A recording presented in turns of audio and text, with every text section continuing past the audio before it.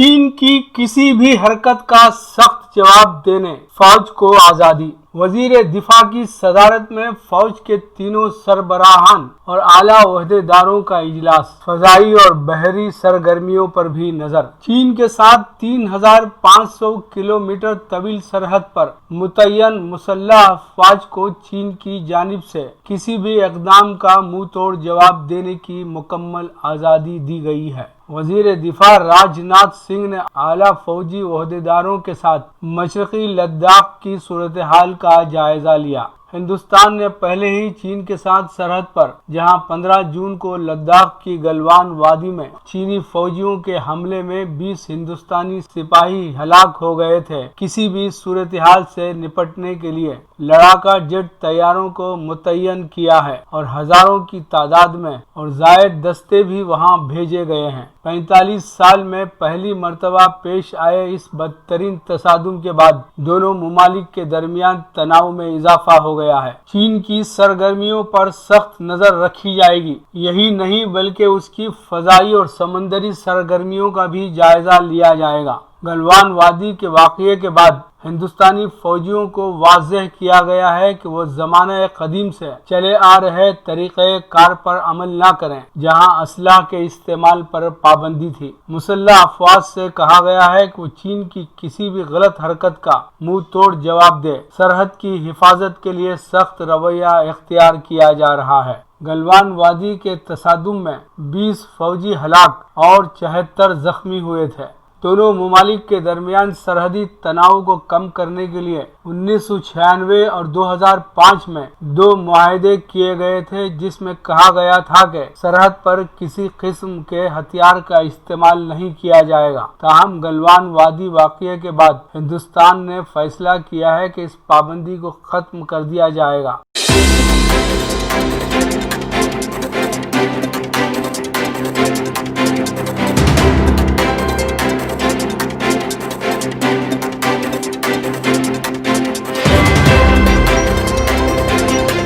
تقریباً 20 سال کے بابری مسجد شہادت کیس، اڈوانی 30 جون کو بیان ریکارڈ کرائیں گے۔ تقریباً 20 سال کے انتظار کے بعد ایودھیا میں بابری مسجد شہادت کیس کے اصل ملزمین آئندہ ہفتے سے CBI کی خصوصی عدالت میں اپنے بیان ریکارڈ کرائیں گے۔ 6 دسمبر 1992 کو مسجد کی شہادت کے مقدمے کے جملہ 32 ملزمین نے، جن میں سابق نائب وزیر اعظم LK اڈوانی، اتر پردیش کے سابق چیف منسٹر کلیان سنگھ، سابق مرکزی وزیر مرلی منوہر جوشی اور دیگر شامل ہیں، اپنے وکلاء کے ذریعے عدالت کو بتایا کہ وہ کس تاریخ پر عدالت میں اپنا بیان ریکارڈ کرائیں گے۔ عدالت نے BJP کے سینئر قائدین کے بیان ریکارڈ کرنے کے لیے تاریخیں طے کر دی ہیں۔ پہلے ہی 19 افراد اپنا بیان ریکارڈ کرا چکے ہیں، اب صرف 13 ملزمین باقی ہیں۔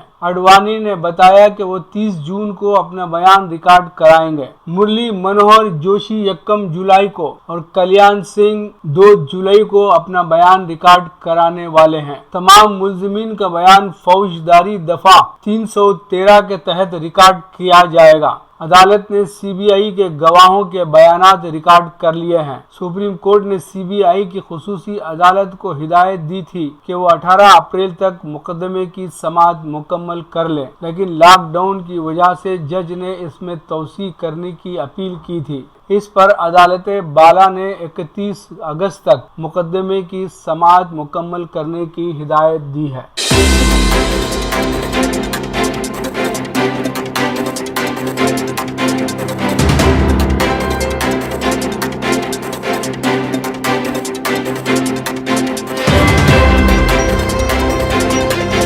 مکتوب ریاض من جانب KN واصف سعودی عرب۔ حکومت سعودی عرب نے مملکت بھر سے کرفیو کی پابندی ختم کر دی ہے۔ تمام تجارتی سرگرمیاں بحال ہو گئی ہیں، لیکن عوام کو ہدایت کی گئی ہے کہ وہ سابق کی طرح تمام طبی ہدایتوں پر ہنوز سختی سے عمل پیرا رہتے ہوئے اپنی سرگرمیاں انجام دیں، تاکہ کورونا کی وبا کے پھیلنے کے کوئی امکان پیدا نہ ہو۔ لولو ہائپر مارکیٹس ایک بہت بڑی ہائپر مارکیٹ چین ہے جس کی پوری دنیا میں 186 شاخیں برانچز قائم ہیں۔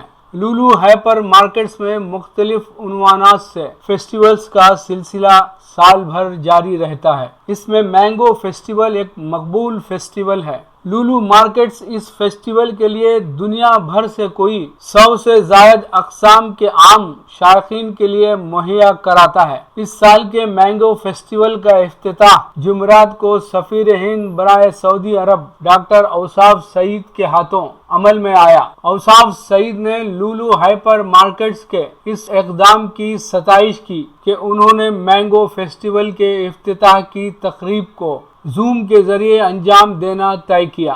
لولو مارکیٹس کے چین کی ابتدا چھوٹے پیمانے پر دبئی سے ہوئی تھی اور آج اس چین کا شمار دنیا کی ایک بڑی چینز میں ہوتا ہے۔ لولو ہائپر مارکیٹس کے بانی، چیئرمین و مینیجنگ ڈائریکٹر یوسف علی یمے ہیں، جن کا تعلق ہندوستان کی ریاست کیرلا سے ہے۔ وہ دبئی میں ریٹیل بزنس کے سب سے بڑے تاجر ہیں اور ان کا شمار دبئی کے امیر ترین شخصیات میں ہوتا ہے۔ وہ ہندوستان کے پہلے شخص ہیں جنہیں سعودی عرب کا گرین کارڈ، مستقل رہائش کارڈ حاصل کرنے کا اعزاز ملا ہے۔ سعودی گرین کارڈ حاصل کرنے والے کی حیثیت تقریباً سعودی شہری کے مساوی ہوتی ہے۔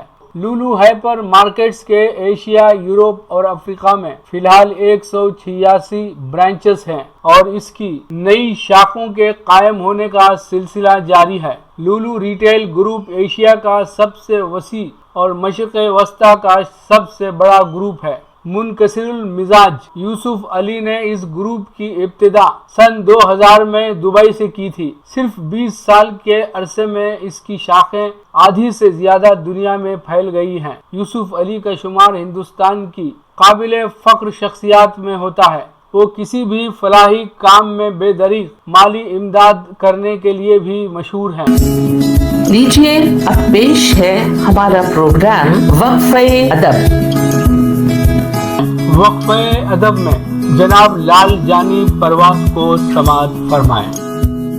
کچھ اس طرح ہے کہ لہو میں میرے لوہا بھی پگھلتا ہے، لہو میں میرے لوہا بھی پگھلتا ہے، مجھ میں یہ کون ایندھن بن کے جلتا ہے، مجھ میں یہ کون ایندھن بن کے جلتا ہے، لہو میں میرے لوہا بھی پگھلتا ہے، مجھ میں یہ کون ایندھن بن کے جلتا ہے، مجھے حیران کرتا ہے میرا چہرہ، مجھے حیران کرتا ہے میرا چہرہ، میں ہوں یا مجھ میں کوئی اور پلتا ہے، مجھے حیران کرتا ہے میرا چہرہ، میں ہوں یا مجھ میں کوئی اور پلتا ہے، دراریں رشتوں میں ایسی پڑی ہیں کہ دراریں رشتوں میں ایسی پڑی ہیں کہ جگر کو اب جگر کا ٹکڑا کھلتا ہے، دراریں رشتوں میں ایسی پڑی ہیں کہ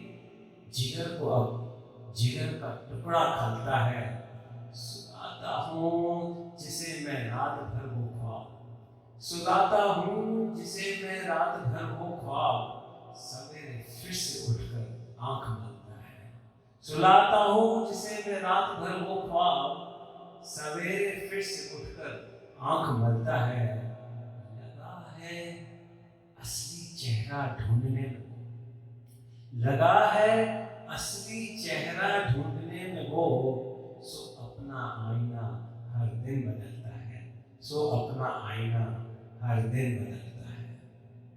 بہت بہت شکریہ، بہت بہت شکریہ وسیع بھائی۔